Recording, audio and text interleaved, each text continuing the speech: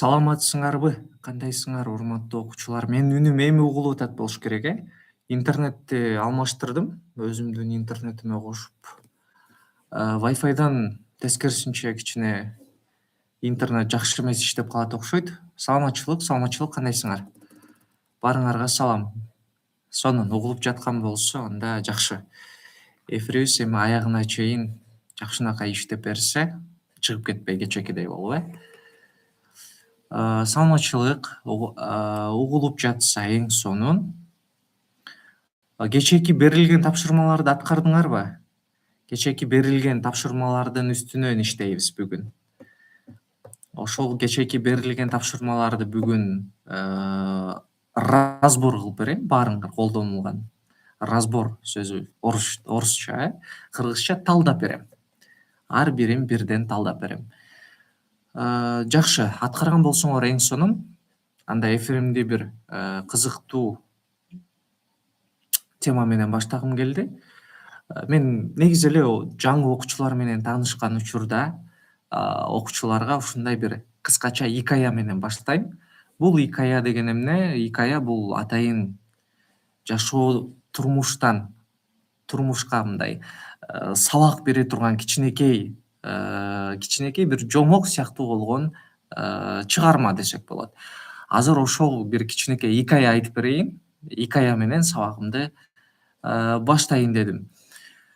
Бир көл болот.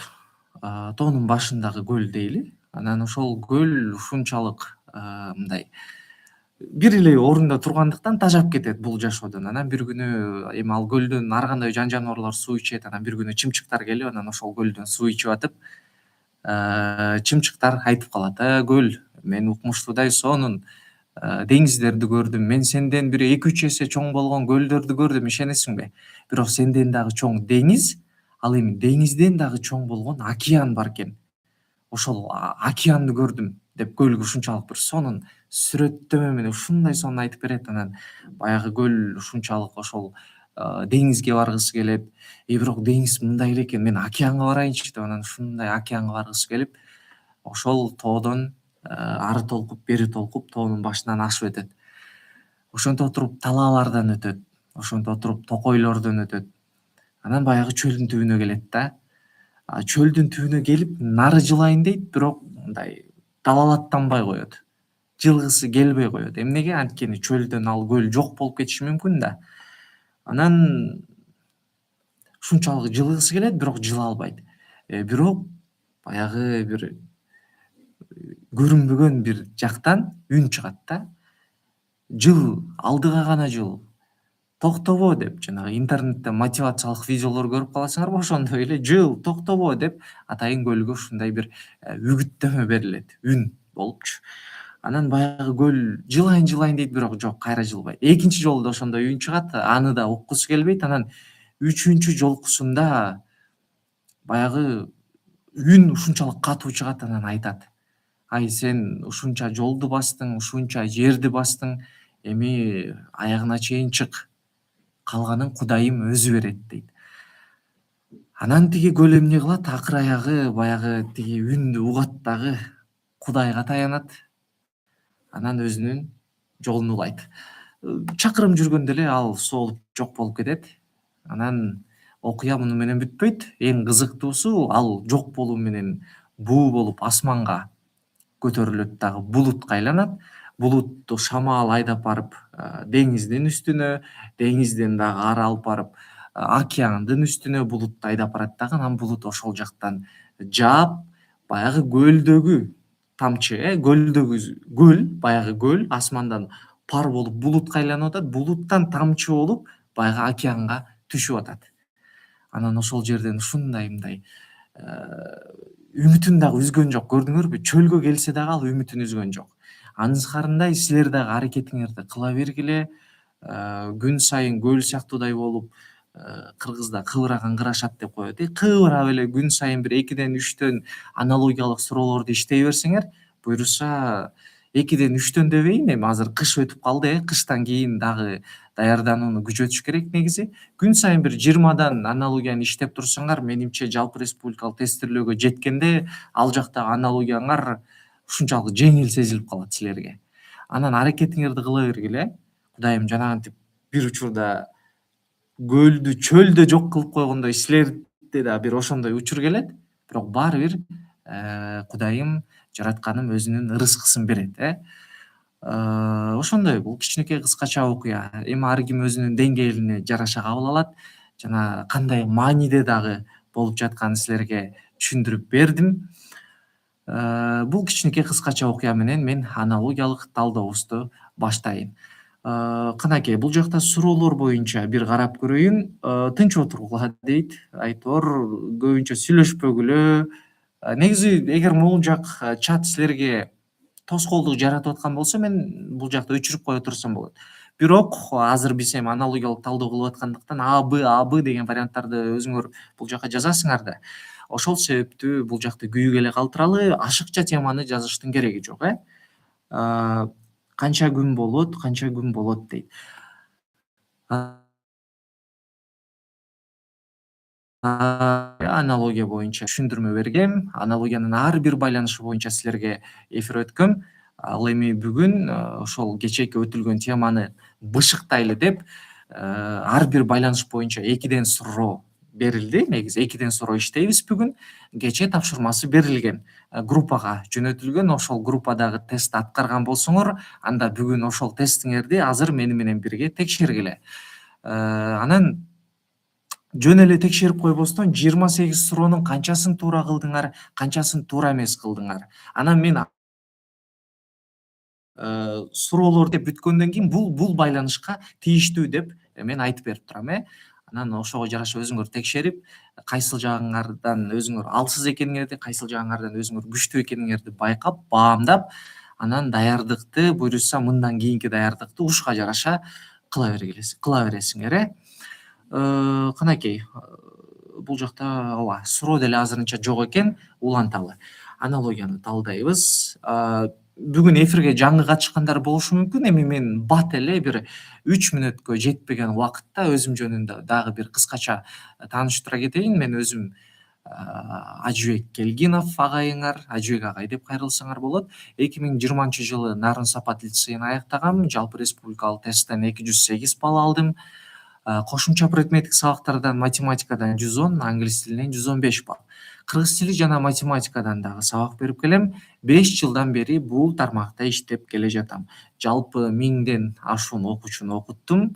Өзгөчө методикалар менен сабак өткөндү өзүм жактырам жана окуучуларга билим берип, рахат алам десем болот. Ошол кыскача негизи кечээ дагы кененирээк тааныштыргам өзүм жөнүндө. Анда эмесе биз акырындап тестке өтөлү. Биринчи суроо сүрөт тартуу деген суроо келиптир. Бул суроону мен аудиторияны бир байкасам, кайсы жоопту силер белгиледиңер эле. Аудиторияга бул жака эми чатка көпчүлүгүңөр жазып кое берсеңер болот. Бул вариантты белгилегенбиз, берки вариантты белгилегенбиз деп. Мен азыр ошого аудиторияга жараша түшүндүрмөнү мен дагы жакшыраак беришим керек экен. Же болбосо баарыңар туура жооп берсеңер, анда үстүртөн эле берип коюшум керек экен деп эфирибизди дагы бир аз өтө кечээкидей узун кылбастан бир аз кыскартканга аракет кылайын. БВГ дейт, Айтор ар кандай жооптор келип атат. Көрөлү. Сүрөт анан тартуу дейт. Эми карагыла, бул жакта зат атоочу бир нерсе пайда болуп атат, Бул жакта тартуу деген этиш болуп атат.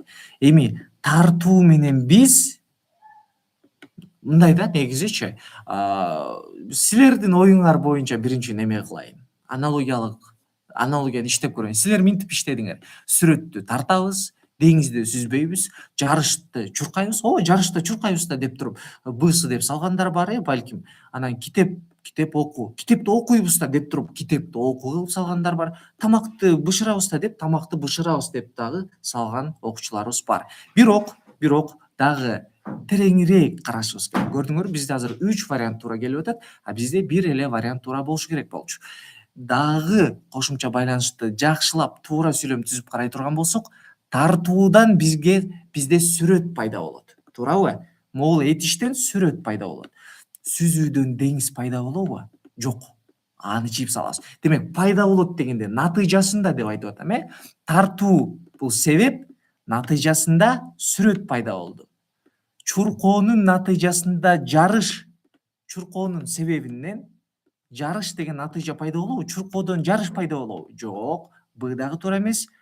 Окуудан китеп пайда болобу? Жок, демек в дагы туура эмес. Ал эми гсын карасак, бышыруудан тамак пайда болобу? Ооба. Демек бул жакта туура жооп г варианты. Жана биринчи суроо бул себеп натыйжа байланышына мисал болгон.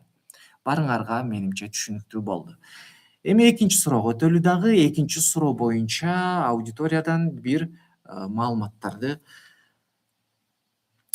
көз жүгүртүп карап алайын. Канакей, экинчи варианттын кайсынысын туура дедиңер? Экинчи суроонун жообун кайсынысы дедиңер? Экини жакшы жооп берип келатышат эми.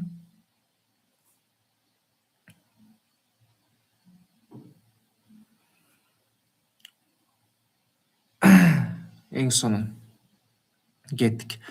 Акырындап мен эми талдап баштайын. Негизи аудиторияны карасам, көпчүлүгү туура жооп бериптир. Ооба, А варианты деген азаматсыңар баарыңар.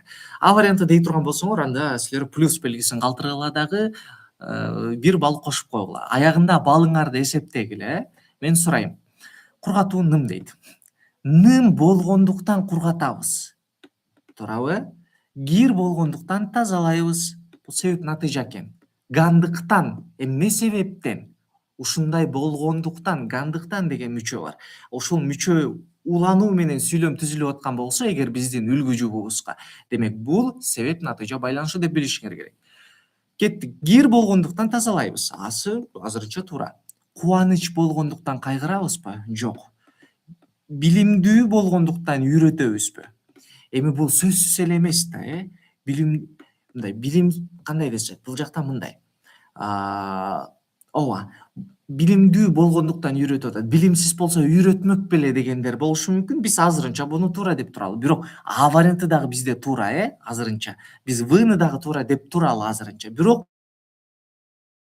күйбөс болгондуктан күйгүзөбүзбү? Жок, ал өзү күйбөс болуп атса, ал кантип күймөк эле? Демек Г-ны дагы чийип салабыз. Бизде А менен В туура болот. Эми экинчиге кайра үлгү жупка келели. Кургатуу ным деген. Ным болгондуктан кургатып атабыз. Бул бир нерсенин абалы болуп атат, затка, мындай жансыз затка тийиштүү нерсе, бир материалга. Кир болгондагы бир жансыз затка жана материалга карата деп дагы айтсак болот, берсек болот. Билимдүү деген бул только адамга карата беребиз да. Демек бизде А варианты үлгү жупка дагы жакыныраак болуп атат, жансыз нерсеге карата. Билимдүү бул адамга карата сыпаттама. Ным деген жана кир деген бул адамга жалпылай сыпаттама бере албайбыз. Демек туура жооп дагы А варианты жакыныраак келет экен дагы. Экинин туура жообу А варианты болушу керек экен. Үчүнчү суроого өтөбүз. Автоунаа дөңгөлөк.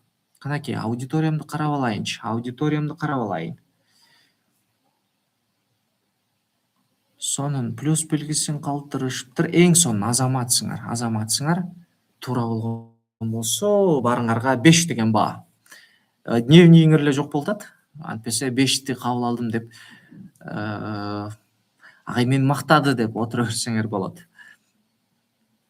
Бул видео сакталабы дейт. Ооба, негизи сактайбыз бул видеону. Азаматсыңар, негизи көпчүлүгү туура жооп берип атышат. Анан мындай, эми кээ бир окуучулар көбү Б деп атыптыр, мен деле Бны басып коеюнчу дештин деле кереги жок негизи. Өзүңөр билгендей эле жооп бере бергиле. Мен бул жака эч кандай баа койбойм. Жаңы элеке 5 деп мен мындай эле айтып койдум. Эч кандай баа койбойм, эч кимдерди урушпайм. Жөн гана сырттан эле мындай аудиторияны байкап алам. Туура эмес да жооп бергендер бар экен. Демек алар үчүн дагы ушундай бир подходду колдонушум керек экен деш үчүн мага керек да, бул жардам катары. Жарма деген эмне деп суроо бериптир. Жарма деген бул биздин кыргыз элинин суусундуктарынын бири. Жарма талкандан жасалат. Жана ошондой эле шорону ичип жүрсөңөр керек, шорону ичсеңер керек, шоро компаниясыны ошо эң биринчи жармадан баштаган. Кадимки эле жанагы максым шоролорду ичип көрсөңөр керек, мына ошону жарма деп коет. Максым деп да айтылат. Кетик анда эмесе 3тө. Автоунаа дөңгөлөк дейт. Үчүнчүдө авто унаа дөңгөлөк бул кайсыл байланышка тийиштүү болуп атат? Карасак мен кечээ айтып бергем. Бүтүн жана бөлүк боюнча ушул мисалды айткам. Авто унаанын бир бөлүгү анын дөңгөлөгү. Кеттик эми. Стакандын бир бөлүгү анын айнегиби? Жок. Бул курам, көрдүңөрбү? Зат курам менен бүтүн бөлүктү алмаштырбагыла. Демек А варианты азырынча курам болуп калды. А бизде бөлүк керек болуп атат. Демек Асы туура эмес экен. Бсы телевизор, экран дейт. Телевизордун экраны ал телевизордун ичиндеги бир бөлүгү. Телевизордун ичине экранды кошот, билбейм, ичине ар кандай жанагындай өзүнүн эмнелери болот, техникалары болот. Ошолордун баарын бири-бирине улаштырып анан телевизор пайда кылып атат да. Демек ошол улаштырыла турган нерселердин баары курандылар да, булар бөлүктөр болуп эсептелинет. Демек экран дагы телевизордун бир бөлүгү, автоунаанын бир бөлүгү дөңгөлөк болгондой эле. Азырынча Б туура келип атат. Батиңкенин бир бөлүгү байпак деп айта алабызбы? Жок, батиңкенин бир бөлүгү боо болушу мүмкүн. А жарманын бир бөлүгү талкан деп айта алабызбы? Жок. Жарманын курамын, состав, курам деген, курамын талкан дейбиз, бөлүк эмес. Демек туура жооп бул жакта Б варианты болуп калат экен. Азаматсыңар, көпчүлүгүңөр туура жооп бергенсиңер. Жана жарма деп сураган окуучума дагы түшүнүктүү болсо керек, жарма деген эмне экенине. Негизи эми кыргыз болгондон кийин баарыбыз жарма деген эмне экенин билишибиз керек. Жана биздин кыргыз элин ушу жарма суусундугу дагы дүйнөлүк брендке чыгара турчу биздин суусундугубуз дагы ушул жарма. Шоро компаниясы дүйнөнүн көптөгөн мамлекеттерине экспортталат. Тааныштарыман да аябай көп көрүп калдым. Жада калса Кореядан дагы ушул жарма суусундугун ичип жүрүшөт экен. Ошондой биле жүргүлө жарманы. 4-чү саат, мүнөт. Saat, мүнөт.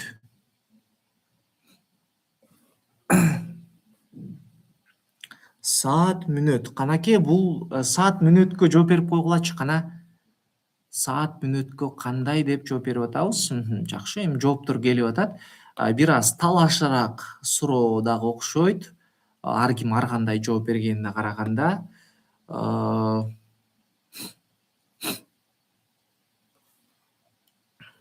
Кеттик анда эмесе. Саат мүнөттөрдөн турат десек болот, Саат мүнөттөрдөн турат. Кеттик. Ай күндөрдөн турабы? Ооба. Бир ай мисалы, бир айда 30 күн бар. Ай күндөрдөн турат. Сөз тыбыштардан турабы?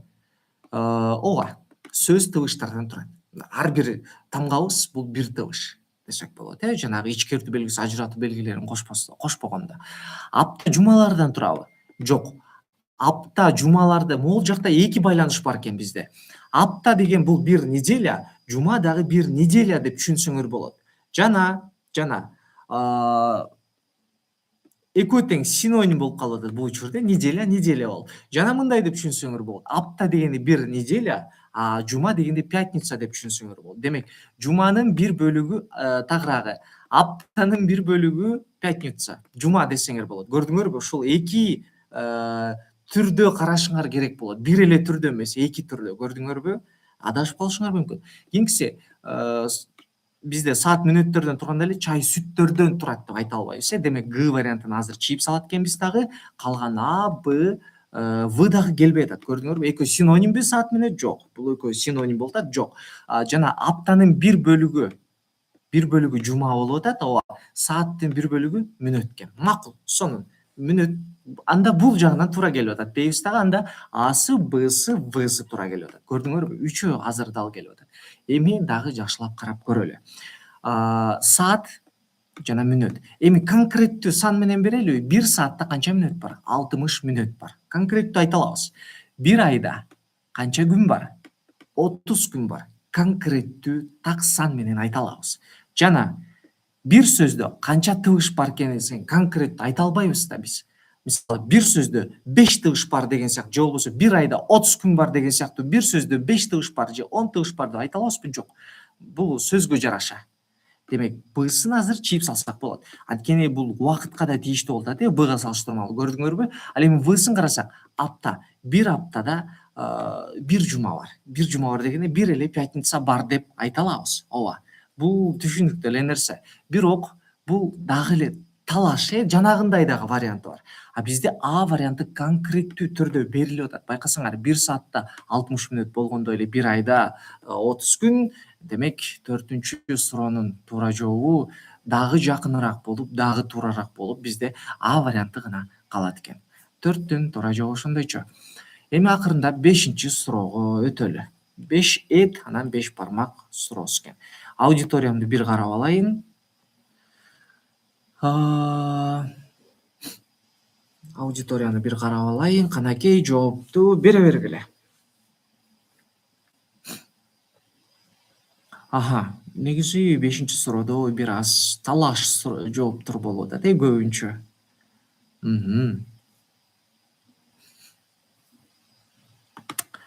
Кеттик эми. Эт 5 бармак дейт. Буну курам десек болот. Карайбыз. 5 бармак эттен жасалат десек болобу? Ооба, жөнөкөй эле бир сонун сүйлөм түзүп алалы. 5 бармак, мына бул оң тарабы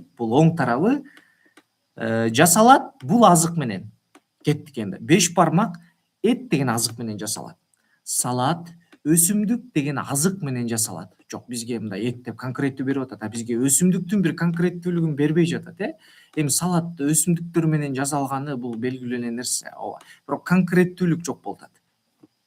Жалпылай эле өсүмдүк деп салды. 5 бармактагы эт деген бизде бир аз конкреттүүрөөк берилип атат, Демек, Асы бир аз суроолду. Эми башка варианттарга да бир көз чаптырып көрүшүбүз керек. Борщ, капуста. Демек, Б варианты турганда Ага эмне жок деп туруп А вариантын такыр туура эмес кылабыз дагы, кеттик Бга. Борщ капустадан жасалат жана конкреттүү берилип атат. Эң сонун Б азырынча туура. Боорсок камырдан жасалат. Эң сонун бул дагы. Палоо майдан жасалат дейт. Бул туура эмес болуп калды. Палоо негизи күрүчтөн жасалат десе дагы сонун дал келбейт. Май жөн эле кичине эле кошулма, Эми ооба көбүрөөк эле кошобуз негизи пловко, палоого. Бирок кошулма катары кетип атат, негизги азык эмес, негизги азык эмес экен. Эми кеттик. 5-чиде эт 5 бармак дейт. Эми сонун. 5 бармак деген бул бир эмне, тамактын бир түрү. Борщ дагы тамактын бир түрү. Боорсок деген эми тамактын бир түрү десек дагы болот, бирок бул нандын бир түрү катары алып карасак дагы жакшыраак болот, Боорсок деген мындай тамак жок да. Боорсок деген бир кандай десем, азык да, бул азыктын нан бул өзү азык болгондой эле боорсок дагы бир азык да. Эми карайбыз. 5 бармакты жасоодогу ингредиенттердин эң башкы мындай кошулмалардын ичинен эң негизгиси эт да. Борщту ичинен ингредиенттердин эң башкы кошулмасы капуста да. Боорсоктуку ингредиенттердин эң башкы кошулмасы негизи камыр деген бул ундан кийинки процесс болуп калып атат, Ун десе дагы мындай ойлонот элек, бир аз ойлонот болчубуз да. Же унга чейинкини дагы бир конкреттүү, бирок бул жакта капуста деп берип атат да, бир мындай конкреттүүлүк менен айта турган болсо. Камыр деген уже ундун сууланышып, мындай атайын силер азыркы мындай слайм деп айтып коесуңарбы, жөнөкөй тил менен силерге түшүнүктүү болуш үчүн айтып атам, мындай былжыраган моментте келип калганда камыр деп коет. Бизде бул мындай эң негизги азык же ингредиент деп айта албайбыз камырды, Бул ундан кийинки пайда болгон, ундан кийинки процессте бизде камыр болот, суу кошулуп былжырак болуп, Бул жакта капуста жана эт деп негизги мындай ингредиент, азык деп да колдонсок болот, Демек, туура жооп бул жакта бизде Бсы жакын келип атканын өзүңөр көрүп атасыңар. Бсы деп негизи көпчүлүгү жооп берди, азаматсыңар. Эгер Бдан башканы жооп берген болсоңор, силер дагы азаматсыңар, эгер суроону түшүнгөн болсоңор. Суроону түшүнбөй калсак, бул эфир сакталат, Эфирден дагы жакшылап, тактап, карап алгыла сураңычы. Туура кылгандар плюс белгисин калтырып койсоңор болот. Кийинки суроого өтөбүз. 6-чы көйнөк пахта.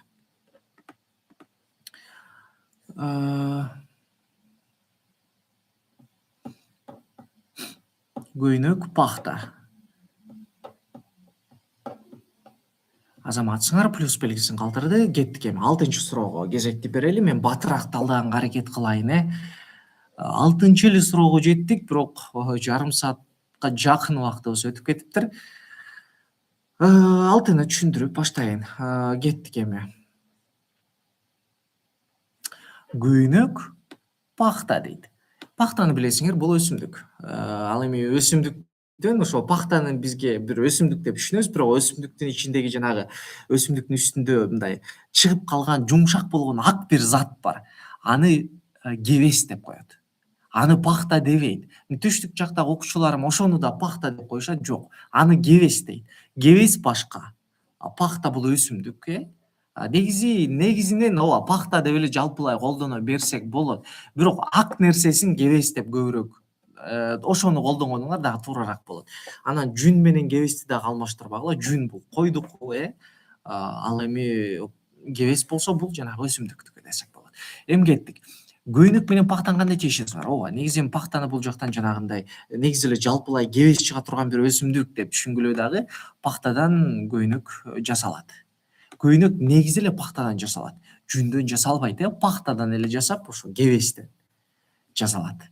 Андан эми кебестен кандайдыр бир толтура процесс өтөт дагы, аны эмне ткань кылып атайын материал жасашат, анан көйнөк жасашат десек болот. Демек пахтадан көйнөк жасалат.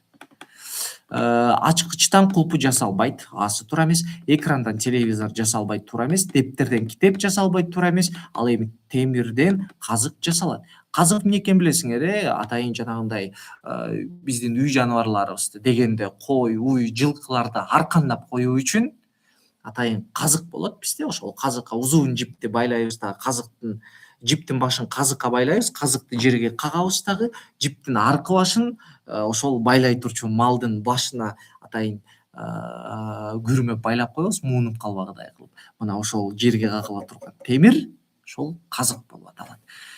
Кеттик. Демек, бул жакта оңой эле чыгып калды. Алдынын туура жообу В варианты экен. 6-чы суроо бул ошо зат курам байланышына тийиштүү суроо болчу. Көйнөктүн курамы пахтадан болот дегендей. Демек, туура жооп бул жакта В.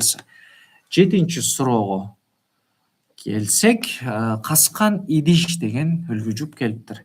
Аудиторияны бир карап алайын. Азаматсыңар плюс белгисин калтыргандар. Куттуктайбыз. Ооба.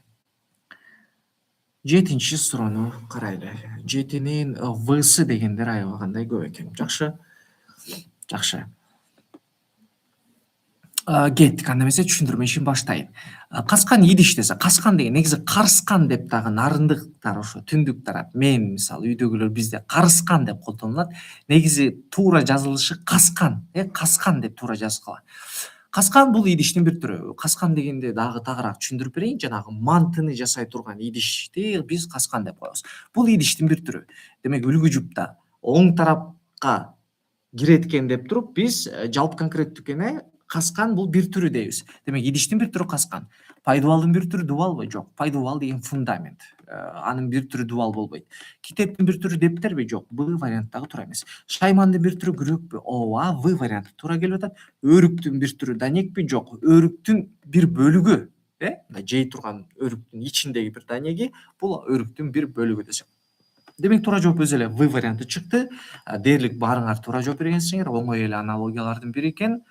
Эми жалпы конкреттүү байланышы аябагандай оңой аналогиялардын бири. Менимче эчкиңер деле бул аналогиядан жаңылбасаңар керек. 8ке кезекти берели. 8-чи суроого. Шайман деген эмне?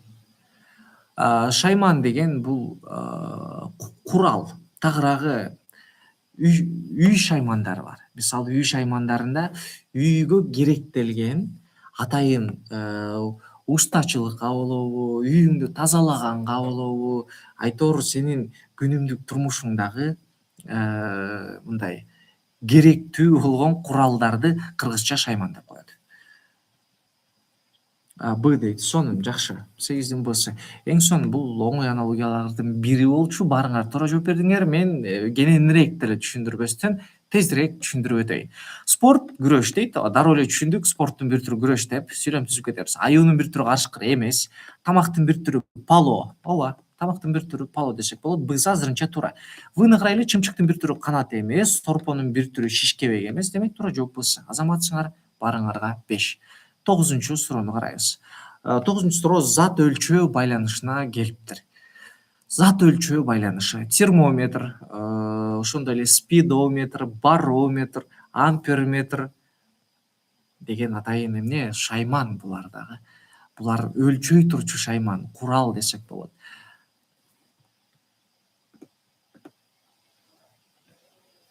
Пало, ооба, пало аш дейт. Ооба, пало деп кыргызча, пловду кыргызча ошо пало деп коюшкан. Ошондой эле орустарда самовар деген сөз бар, аны кыргыздар самовар деп жүрбөй, самовар деп коюшкан. Ошондой эле пловду дагы пало деп койгон да. Ушундай атайын немелер бар. Өзгөрүп, атайын орус тилинен мындай көп деле өзгөрүүсүз болгон кыргызча сөздөр бар. 15 мүнөт эле калды го дейт. 15 мүнөттөн дагы бир аз узагыраак кылат окшойбуз.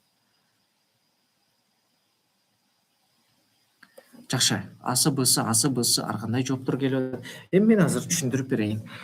9-чу суроону карасак, термометр, температура дейт.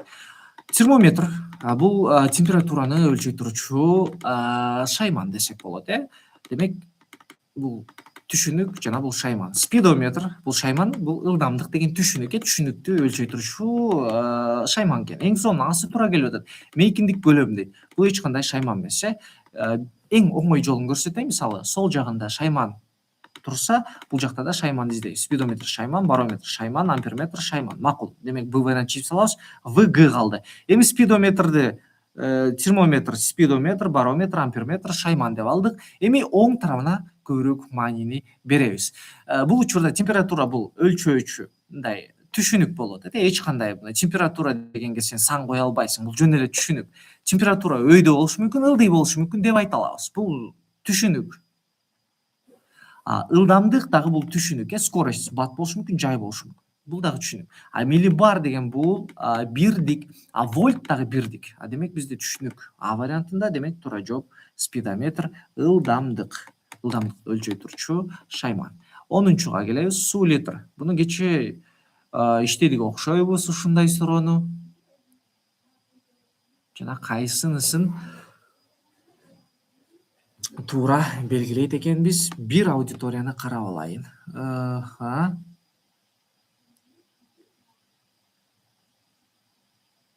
Шишкебек деген шашлык дейт. Ооба, шишкебек деген шашлык. Бир аз жоопторду көрдүм. Көпчүлүгүнүн жообун күткөнүм деле бир аз немерээк болот окшойт. Убакытты кармап койгон болот окшойбуз. Аудиторияга карабастан мен батыраак түшүндүргөнгө аракет кылайын. Суу литр дейт. Эми кечекидей сүрөм түзүп алгыла. Менде 3 литр суу бар. Кеттиген. Менде 3 жыгач токой бар. Жок, антип айта албайбыз да. А вариант чийип салабыз. Менде 3 көмүр тонна бар. Тагыраагы бул жакта көрдүңөрбү? Мындай экен да. 3 көмүр тонна бар. Тагыраагы мындай. 3 литр суу бар деп биз бул жактан айтып атабыз. 3 тонна көмүр бар деп туура сүйлөм түзүбүз керек. Бул варианты азырынча келди. Менде 3 даам тамак бар деп айта албайбыз. 3 токой жыгач деп айта албайбыз. 3 аянт үй бар деп айта албайбыз. Демек туура жооп бул жакта албетте 3 тонна көмүр бар. Ошондой эле суу деген бул зат, көзгө көрүнгөн эле зат, көмүр дагы ошондой эле зат болуп атат. Ал эми ошол затты эмне менен өлчөйбүз? Литр жана ошол затты эмне менен өлчөйбүз? Тонна менен. Демек туура жооп бул жакта Б варианты. 10-чу суроону бүттүк. Кеттик эми 11-чи суроого кезекти берели. 11. Балка мык. 11. Балка мык.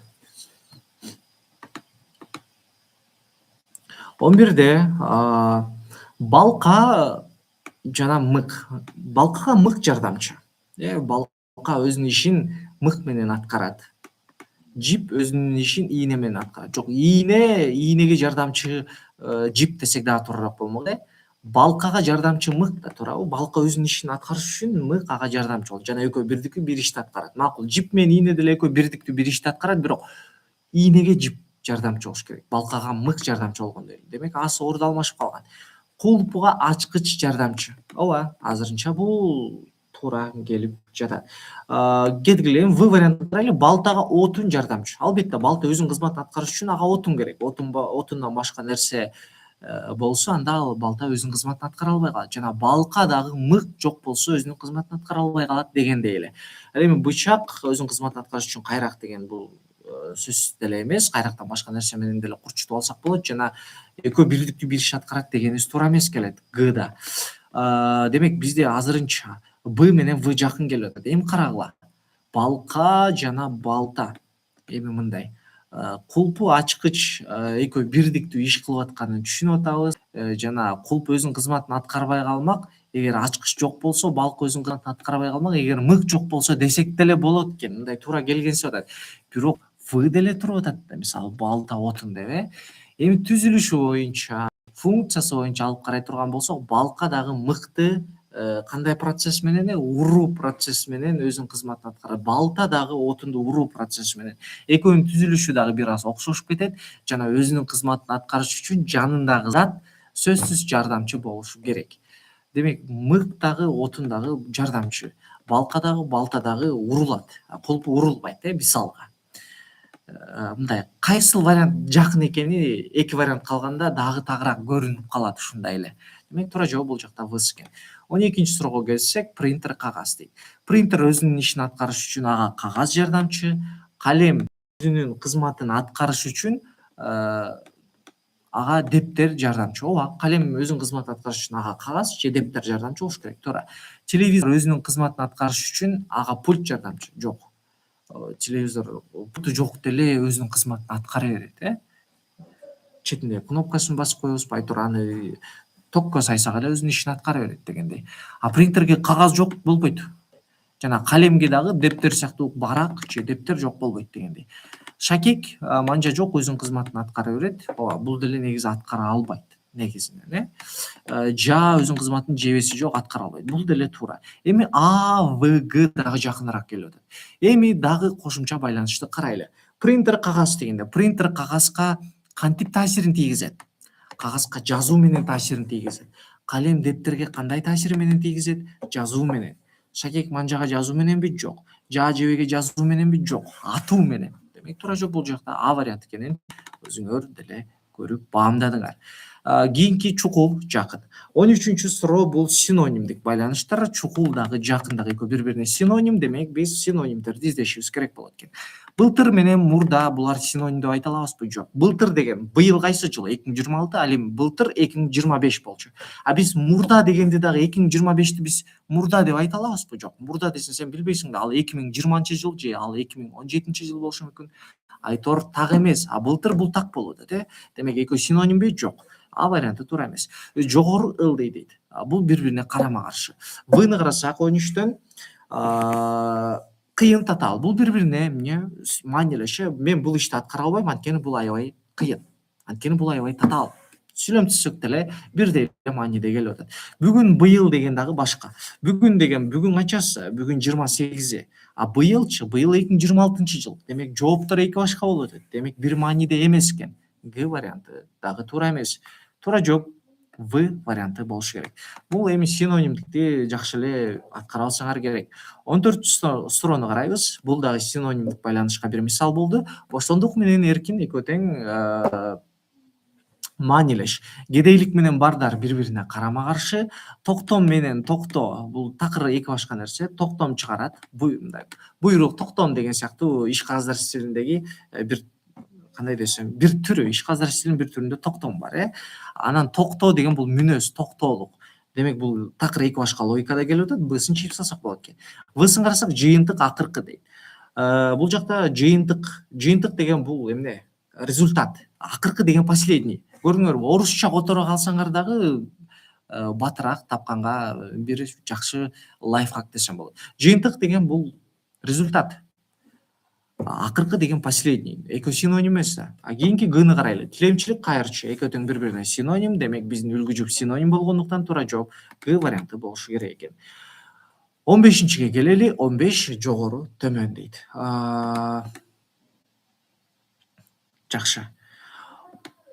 Плюстарды коюп атат. Бул варианттар туура деп белгилеп аткандар да азаматсыңар.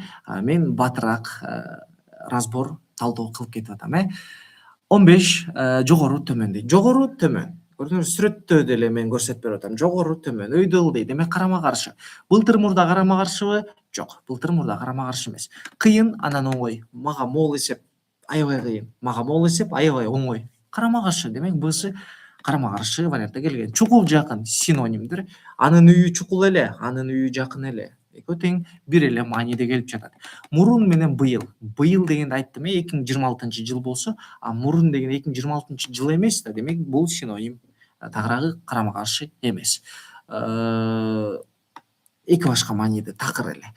Демек бизде бул жакта карама каршы кыйын оңой болуп калды. 16-ны карайбыз, карама каршы. Кесек деген бул чоң деген мааниде, майда деген бул майда эми билесиңер, кесек майда бири бирине карама каршы. Көп менен ашык бири бирине карама каршы эмес. Жүдөө менен тың бири бирине карама каршы. Жарык менен күңүрт деген бири бирине карама каршыбы? Жарык менен күңүрт бири бирине, жарык караңгы болсо болот, күңүрт мындай бир аз жарык эмес деген сөз да.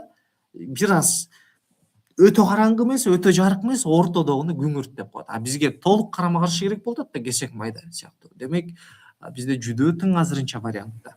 Ыйлак менен жашык экөө синоним. Демек туура жооп бул жакта 16-да Б варианты болду. Кийинки 17. Чөмүч анан сузуу дейт. Чөмүчтүн функциясы сузуу үчүн, сузуу үчүн керек. Үчүн керек. Ооба, табышмак ойлонуу үчүн керек. Казык бул сууруу үчүн, жок, казык бул киреттүү болот. Казык мындай кармап туруу үчүн, жан жаныбарларды, үй жаныбарларын алыс жакка кетип калбоо үчүн, сууруу үчүн эмес. Жип бизге байлоо үчүн керек. Эң сонун бизде азыр жакыныраак келип атат. Табышмак жана А жана В келип атат. Телевизор жаңылык көрсөтүү үчүн. Макул, жаңылык көрсөтүү үчүн десек болот, бирок бул жакта сузуу этиш, ойлонуу этиш, байлоо этиш, бирок жаңылык этиш эмес. Демек бизде А жана В дагы жакыныраак десек болот. Гны чийип салалы. Эми карайбыз. Чөмүч сузуу дейт. Бул жакта чөмүч деген бир зат жана анын негизги функциясы кыймыл аракет менен сузуп көрсөтүлүү. Жана жип дагы бир зат жана аны кыймыл аракет менен байлап көрсөтө аласың. Табышмак деген бул конкреттүү нерсе эмес, бул абстрактуу, абстрактуу, сен билбейсиң. Сөз менен айтат. Жана аны ойлоносуң. Ойлонуу дагы эч кандай процесс эмес, байлоо сузуу сыяктуу. Демек туура жооп бул жакта бизде дагы жакыныраак деп биз В вариантын билишибиз керек экен. 18 өтөлүү. 18-ci варианттын туура жоопторун чатка жазып койсоңор болот. Мен талдоону баштай берейин. 18 обончу, обон. Обончунун негизги функциясы обон чыгаруу. Кылмышкердин негизги функциясы кылмыш келтирүү, кылмыш чыгаруу. Кылмышкердики негизи ооба, кылмыш келтирет, кылмыш чыгарат десек болот. Ашпоздун негизги милдети тамак жасообу? Ооба, туура. Гүлдүн негизги функциясы өсүмдүк жаратуубу? Мисалы, обончу обон жаратып атат, гүл өсүмдүк жаратабы? Жок. Демек В азырынча туура эмес. Балка мык жаратабы? Жок. Бул такыр туура эмес. Демек А менен бизде Б дагы жакыныраак келип атат. Эми карайлы. Обончу обон жаратып атат, кылмышкер кылмыш жаратып атат, ашпоз тамак жаратып атат. Обончу деген бул кесиппи? Кесип. Ашпоз кесиппи? Кесип. А кылмышкерчи? Жок. Кылмышкер кесип эмес. Бул жөн эле бир сыпаттама десек болот. Обончу дагы кылмышкер болушу мүмкүн. Атайын кылмышкер деген бир кесип жок, же бир адамга конкреттүү кылмышкер деп айта албайсың. Ал кылмышкер балким буга чейин кайсы бир кесиптин ээси болгон. Демек кылмышкер бул кесип эмес, а обончу ашпоз кесип болуп атат. Демек алардын жарата турган негизги функциясы обон, обончунуку обон болгондой эле ашпоздуку тамак. Демек туура жооп 18-дики Б варианты туура болушу керек. 19-го өтөлүү. Наабайчы тандыр. 19-нчы суроонун дагы жообун бул чатка жазып койсоңор болот. Наабайчынын тандыр дейт. Тандырга эмне кылат? Нанды жабат. Демек наабайчыга жардамчы болуп атат бул зат.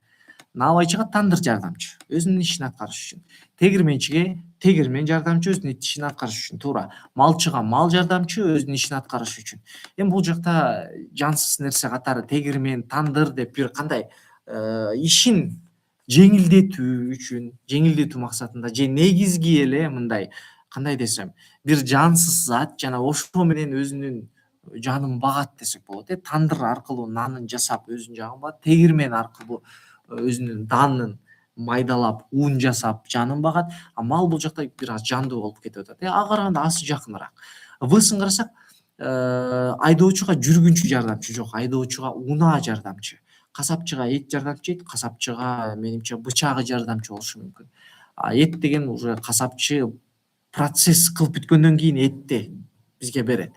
Тегирменчи процесс кылып бүткөндөн кийин бизге унду берген дейли. Эгер тегирменчи un деген үлгү жуп келсе, ага касапчы эт дагы жакыныраак келмек. Мисалга, силер түшүнүш үчүн ушундай мисалдарды бере берем. Негизи наабайчы өзүнүн ишин аткарыш үчүн тандыр жардамчы болгондой эле тегирменчи өзүнүн ишин аткарыш үчүн тегирмен жардамчы деген вариант туура. Асы. Эгер асы десеңер плюс белгисин койгула.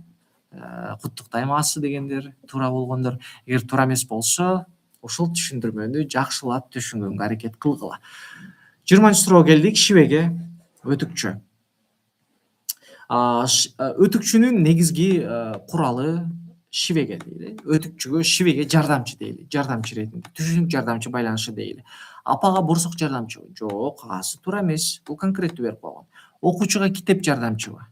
Макул эми. Окуучуга китеп болушу мүмкүн. Бирок өтүкчүгө шибегечелик эмес. Окуучуга калем деле китеп сыяктуудай жардамчы. Жана негизги болуп эсептелинет, бирок өтүкчүгө сөзсүз шибеге керек. Уйкучуга уйку дейт. Бул абстрактуу нерсе болуп калды, касапчыга бычак дейт. Эң сонун, эң жакшы вариант ушул келди.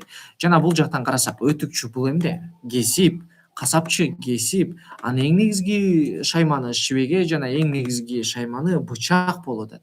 Ал эми окуучу бул кесип болбой калды. Эми окуучу китеп деп алгандарга, кулагыңарга күмүш сырга ушул кесип боюнча дагы бир аз карап коесуңар, конкреттүүрөөк. Демек 20-нын туура жообу Г варианты болду. 21-ди карайбыз. Бат эле бүтүргөнү калдык. Жакшы, сонун. 21 барыңарга эле көрүнүп жатат, барыңар эле түшүнүп жатасыңар.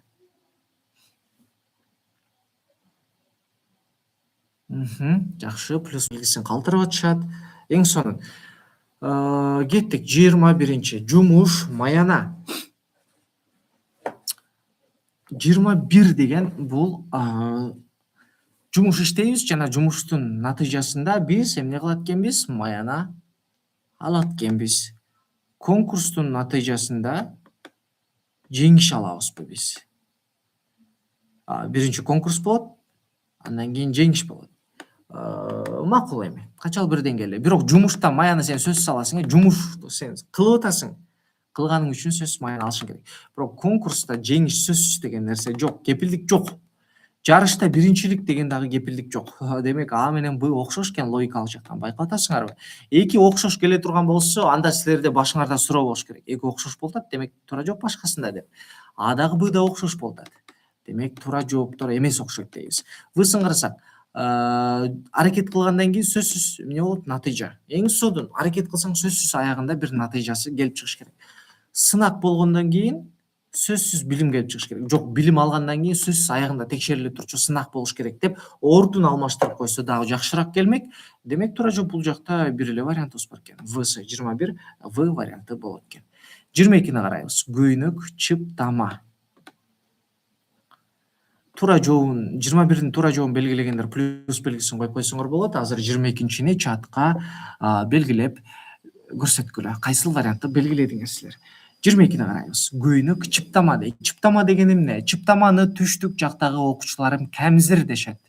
Кемзир. Биз түндүк жактан өпкө кап деп дагы айткандар бар. Айтор башкача айткандар бар, бирок биз нарында негизи чыптама деп айтабыз. Ошол силер бардык тилде, диалектик тилде дагы түшүндүрүп берейин. Чыптаманы кемзир дейт. Чыптама деп дагы айтышат. Кээ бир нарындагы актала аймактарда өпкө кап деп дагы айтышат. Көлөчү шакекти билесиңер, шапалакты билесиңер. 5 мант кемсел дейт. Негизи могу 5 манттан кемсел деген дагы бул кийимдердин түрлөрү.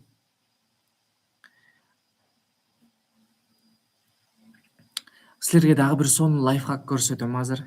Барыңар неме кылсаңар болот. Эгер ушундай сөздүн маанисин жакшы биле албай аткан болсоңор, сөздүн маанисин агай каяктан табам, ушу сөздү таппай койдум, агай ушу кыйналып кеттим, кыргызча сөздөрдү каяктан туурасын тапсам болот десеңер, орусчага дагы сонун түшүндүрүп берет, кыргызчага дагы сонун түшүндүрүп берет. Кайсыл сайтта? Тамга софт деген сайт бар. Мен азыр могу чатка жазып атам. Барыңар ошол как раз мен ушул суроодон ушуну колдоноюн дедим эле да. Тамга софт tamgasov.kg. Ушундай сайт бар, tamgasov.kg деген. Ошол tamgasov.kgге киресиңер. Азыр эми эфир болуп атканда чыгып кеткениңер дагы бир аз туура эмесирээк болуп калышы мүмкүн. Шашпай ананыраак киресиңер, Tamgasov деген сайтка кирип, ошол жактан бүт баарын жазып көргүлө. 5 мант деген эмне, кемсел деген эмне деп жазсаңар. Жада калса жана жарма деген эмне дегендер да болушу мүмкүн да, мисалычы. Ошолордон бери баарын жазып карайсыңар. 5 мант мына вот верхняя одежда на подкладке дейт. Атайын үстүңөргө тигилген, тизеге чейин жеткен плащ сыяктуу кийим деп түшүнүшүңөр керек экен. Аябай сонун түшүндүрүп берет. И орусча, и кыргызча дагы. Ошол сайтты скриншот кылып аласыңарбы, айтор өзүңөргө сактап алгыла. Кемсел болсо, атайын пахта салынып жасалган, тизеге чейин келген сырткы кийим деп бул жакта сонун көрсөтүлүп турат. Болду, демек экөө тең кийим экен. Эми туура жоопту биз издейли. Көйнөк чыптама дейт. Экөөнүн кандай байланышы бар? Эми экөөнү тең үстүнө кийет, үстүбүзгө кийебиз. Мас көлөчтө экөөнү тең үстүнө кийебиз. Билерик шакекти, билерикти бул муунубузга, муун жака, шакекти болсо манжаларга кийет экенбиз. Эки башка болуп калды. Аасында бир эле бутка. Демек бир аас быга салыштырмалуу аасы жакыныраак. Камчы, шапалак дейт. Экөө тең эле негизи шапалакты эми көбүнчө жанагы чымын, чиркейлерди өлтүргөнгө деп колдонуп келет эмеспиз. Камчыны жылкыларга карата, жылкы эмес мал жандыкка карата колдонобуз, жалпылай. 5 мант анан кемсел дейт. 5 мантты көрдүк, үстүбүзгө кийебиз, жана кемселди ошо атайын тизеге чейин келген. Бул жакта түшүндүрмөсүн дагы силерге конкреттүүрөөк айтып берейин. Кемсел деген бул негизи кыздарга карата кийим болот. Бул жакта кыздарга деп дагы турса керек эле. Ооба, кыздарга карата негизи кийим болот. Анан могу тизеге чейин жеткен жалаң пахта салынып жасалган кийимди айтат экен. Демек 5 мант менен берки экөөнү салыштырып карай келсек, ооба, экөө тең эле мындай кийимдин түрлөрү катары кетип атат. Асы дагы, анда гысы дагы бизде жакын келип атат. Эми дагы жакшылап карай турган болсок, байланышты карайлы. Көйнөк чыптама. Биз көйнөктүн үстүнөн чыптаманы кийебиз. Эми маасынын үстүнөн көлөчтү кийебизби? Ооба. 5 манттын үстүнөн кемсел кийебизби? Жок, 5 манттын үстүнөн кемсел кийбейбиз. 5 мант өзү тизеге чейин жеткен бир кийим болуп атса, кемсел да ошондой болуп атса, кантип үстүнө үстүн кийип алабыз? Ал эми маасынын сыртынан сөзсүз көлөч кийебиз деген бир нерсе, атайын бир эреже бар да. Көйнөктүн сыртынан дагы чыптама кийишибиз керек болот, Чыптаманын үстүнөн көйнөк кийип албайбыз. Демек, орду жагынан дагы бир тарапка кийилүү жагынан дагы А варианты туура келип атат. Демек, 22-нин туура жообу А варианты болушу керек экен. Жанагы сайтты сактап калдыңар, ошол сайтты унутпагыла. Эл сөздүк деген дагы сайт бар, экөө окшош негизи. Кийинки короз таң. Эми жеңил аналогияларга кезек келди окшойт.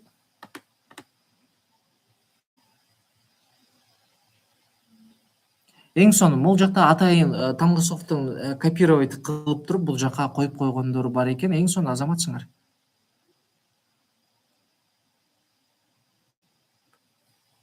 Аасы болчу дейт. Мен да сүйүнөм го. Силер аасы деп аябай сүйүнүп кетсеңер. Сонун. Кеттик эми 23-чү суроо короз таң дейт. Эми корозду биз таң менен ассоциация кылабыз, өзүңөр деле билесиңер. Кышты январь менен ассоциация деген түшүнөсүңөрбү? Мисалы, көгүчкөндү эмне менен ассоциация кылабыз?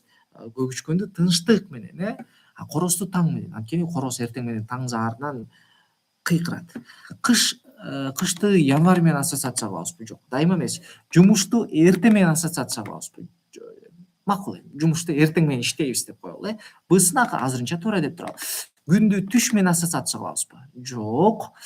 Демек, В-ны чийип салабыз, А-ны дагы чийип салабыз, туура эмес. Ал эми Г-сын караса, үкүнү түн менен ассоциация кылабызбы? Албетте. Анткени үкү күндүзү көрө албайт, түнкүсүн көрөт.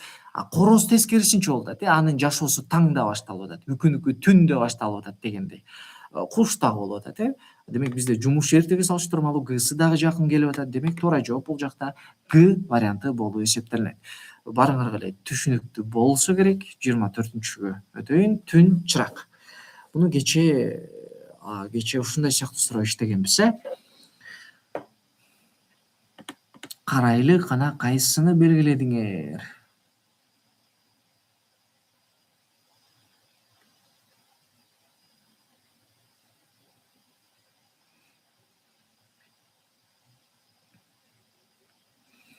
Кеттик анда. Түн чырак дейт. Түн ичинде биз чыракка муктажбыз. Түндө бизге чырак керек, жарык керек да, жарыктык керек. Түн убактысында, убакыт убактысында бизге саат керек. Убакыт убактысында деген жок, түн убактысында бир убакыт деген сөз кошуп алып туруп анан сүйлөм түзүп атабыз. Демек, убакытты караганга саат керек, түндү караганга чырак керек болбойт. Көрдүңөр? Демек, Асы сүйлөм түзүү жагынан туура эмес келип атат. Жыл учурунда күн керек. Жок. Бул дагы такыр логикага жатпайт. Вны карайлы. Кыш убактысында, кыш маалында тумак керек. Түн маалында чырак керек болгондой эле кышта тумак керек. Эң сонун Гды карайлы. Сабак убактысында китеп керек. Жакшы. Бул дагы канчалык бир деңгээлде туурараак. Бирок түндө бизге чырак сөзсүз керек. Эми чырак дегенде бул жарыктык да. Кышта дагы тумак дегенде жылуулук да башка. Сабакта китеп эми бул сөзсүз деле эмес. Китеби жок деле сабакты кылса болот.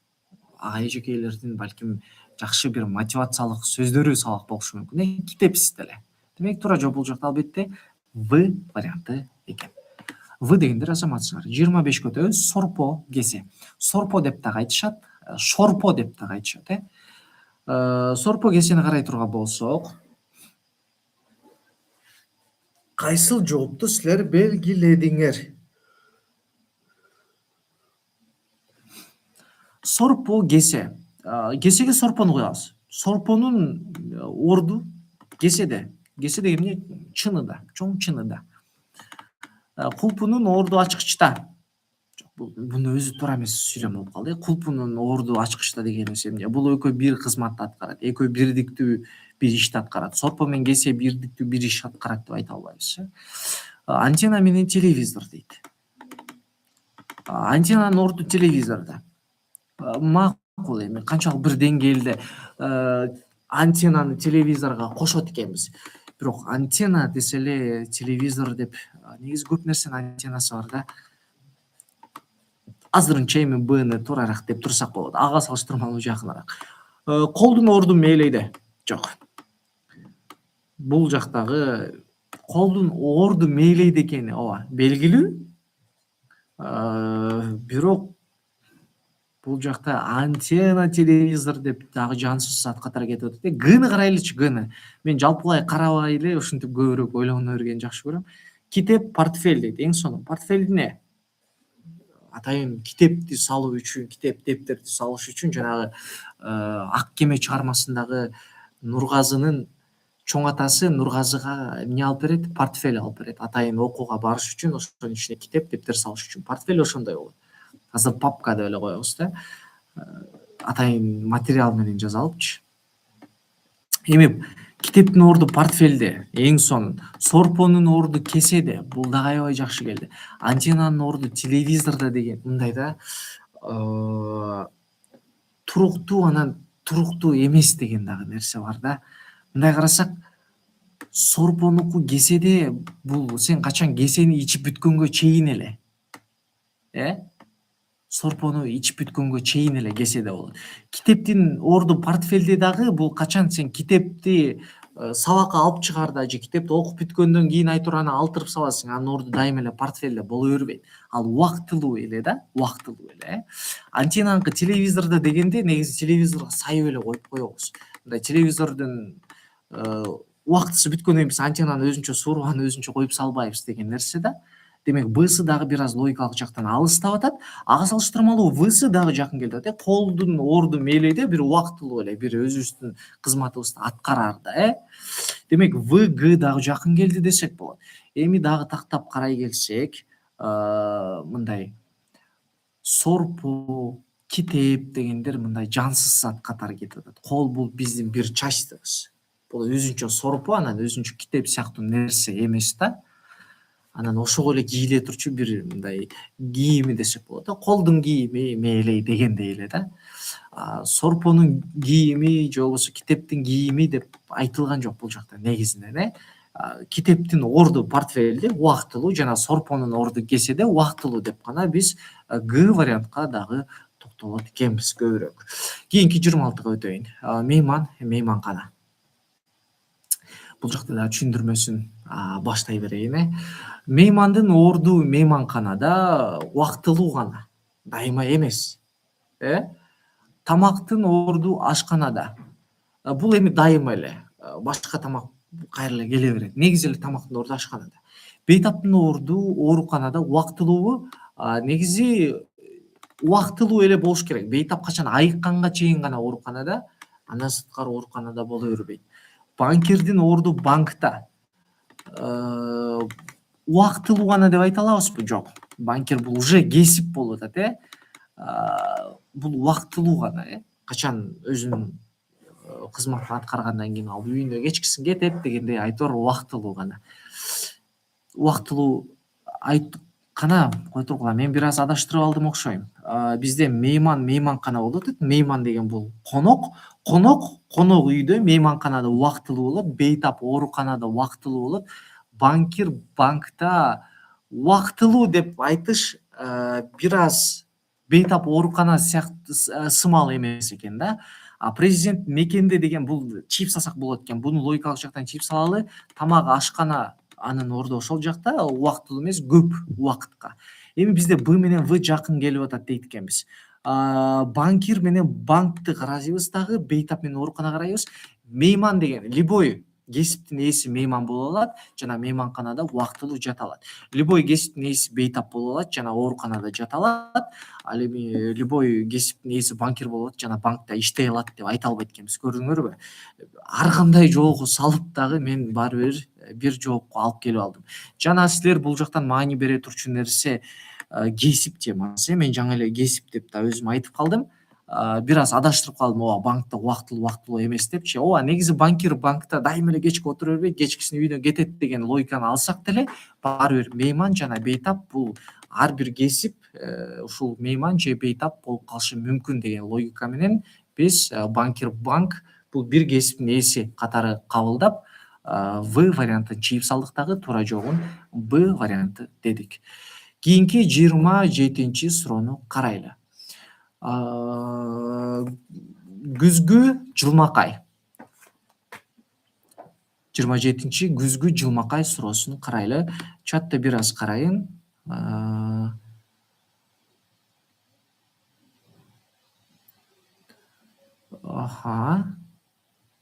Плюс белгисин калтыргандар азаматсыңар. 26-чы суроону туура деп жооп бергендер плюс белгисин калтырып жатышат,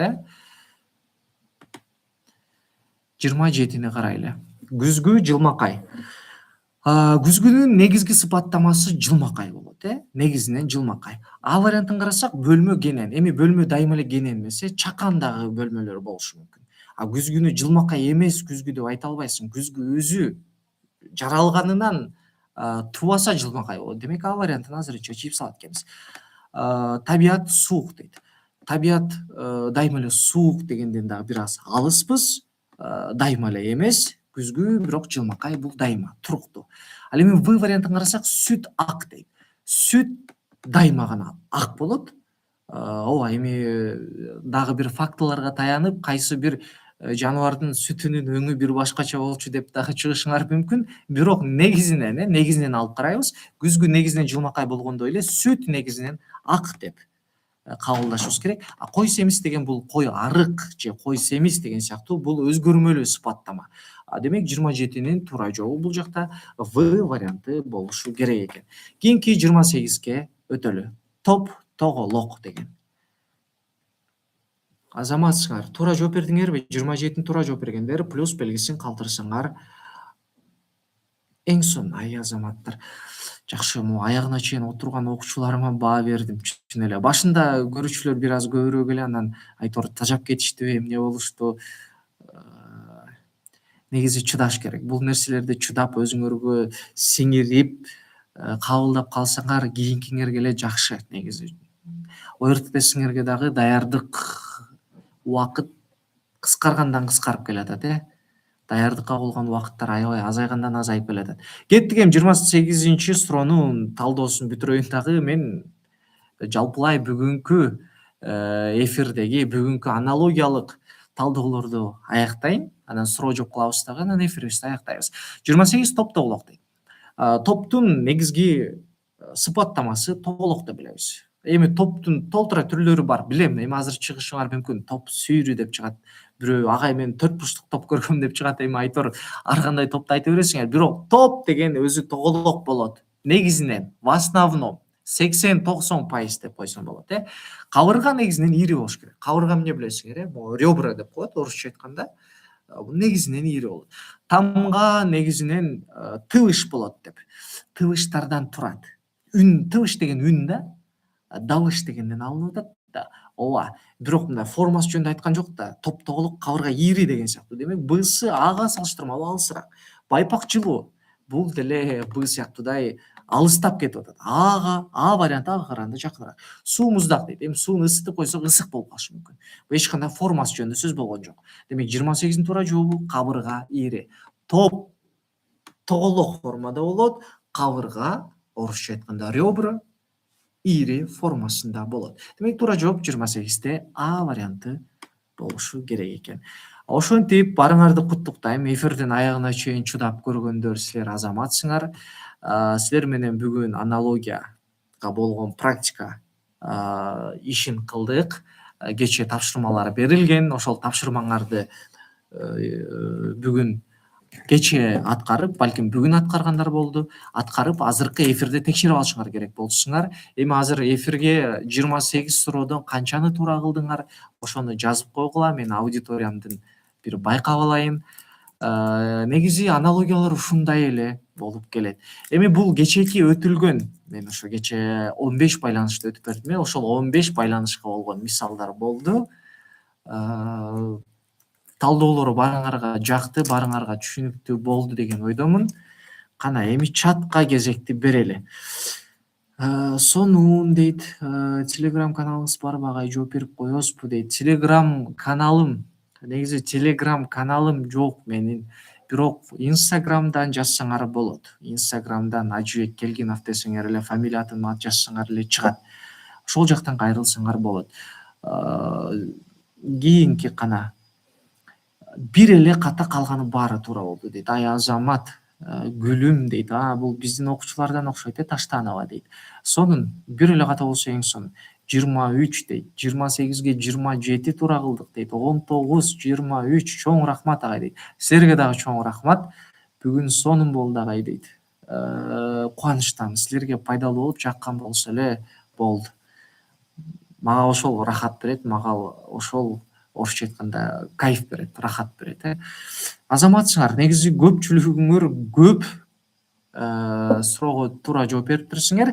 Ал эми мисалы 19 болуп калгандар, 20 болуп калгандар, 21, 22 болуп калгандар эми 5-6 ката кетирип атабыз. 6-7-8 ката болуп кетип атат десек болот. 6-7-8 ката кайсы суроодон кетти? Жана ошол суроону аябай карагыла, мындай тактап, аябай мындай кайсынысынан ката кетирип алдым, агайдын айтканында деле жан бар экен. Негизи бул болмок окшойт да деп мындай ойлонуп иштегиле. Агай, мен сизге суроом бар да, эмнеге аналогия иштегенде оңой болот, бирок сыналык десе түшүнүксүз кыйын болуп келет. Эң сонун суроо. Мындай. Негизи бизде негизи аналогиялар ушундай эле дарежеде келет. Просто силер бул жака мындай, кандай десем, сөздөр мындай күнүмдүк жашообузда көбүрөөк колдонгон балким. Көбүрөөк практика жүзүндө көргөн сөздөрдөн түзүлгөн аналогиялар келгендиктен силерге оңой сезилиши мүмкүн. Бирок берки аналогия деле ошончолук деңгээлде оңой эле. Ал жакта мындай да, сөздөр берилет да, биз визуалдык жактан гана күчтүүбүз да, мындай сөздөрдүн ортосундагы байланышты жакшы так биле, мындай дароо сезе албайбыз ошол нерсеничи. Ошон үчүн көбүрөөк практика иштегиле дегеним ошол да. Мен дагы ошо көрсөткүм келген нерсе, визуалдык дагы аналогиям бар болчу. Мисалы, ары бал турса, анан дагы бир жаныбарды коюп туруп, бул жака кайсы сүрөт келиш керек десем, аны иттей оңой табасыңар. Мен ошолордун ордуна сөздөрдү коюп койсом эмне болот эле? Мисалы, койду коюп туруп, койдун жанына шона эмес, шонанын сүрөтүн жипти коюп койсом, силер анда оңой табасыңар. Мен койдун сүрөтүн коюп туруп, жанына шона деп, кой шона деп жазып койсом, ал аналогияны иштей иштей албай каласыңар. Сөзгө келгенде иштей албай калабыз, сүрөткө келгенде оңой эле иштеп калабыз дегендей. Ушундай боло берет негизи. Ошон үчүн көбүрөөк практика ишин кылгыла. Көрө көрө көсөм болот, сүйлөй сүйлөй чечен болот деген сонун сөз бар кыргызда. Көбүрөөк көрө берсеңер көсөм болуп чыгасыңар, алдыны көрө билип каласыңар деген. Сүйлөй сүйлөй, эми сүйлөй десе эле ар кайсын сүйлөй бербестен орундуу сүйлөп, көбүрөөк практика кылсаңар чечен болосуңар дегендей, көбүрөөк практика ишин кылгыла. Пайдалуу болду, рахмат. Силерге дагы чоң рахмат. Ушул аягына чейин көрүп, ушундай жакшы билдирүүлөрүңөрдү калтырып жатканыңарга баарыңарды жакшы көрөм. Пайдалуу болгон болсо өзүңөрдүн оюңарды жазып, лайк басып кетсеңер болот. Негизи YouTube'да биз биринчи жолу ошо чыгып атабыз. Эң биринчи көрүүчүлөрүм силерсиңер. Баарыңарды ошо мен биринчи көрүүчүлөрүм ушул болгон. YouTube'да мен эфир кылгам деп айтып жүргөнгө дагы сонун болот. Чоң рахмат дейт. Силерге дагы чоң рахмат. Сонун. Баарыңарды жакшы көрөм. Кийинки буюрса дагы келаткан айларыбызда, балким күндөрүбүздө эфирлер болуп калса, ошол эфирлерден көрүшкөнчө аман эсен боло койгула. Кийинки эфирлерден амандашканча баарыңарды жакшы көрөм. Кийинки эфирден көрүшкөнчө сак саламатта кала койгула. Сабак сонун болду дейт. Рахмат баарыңарга.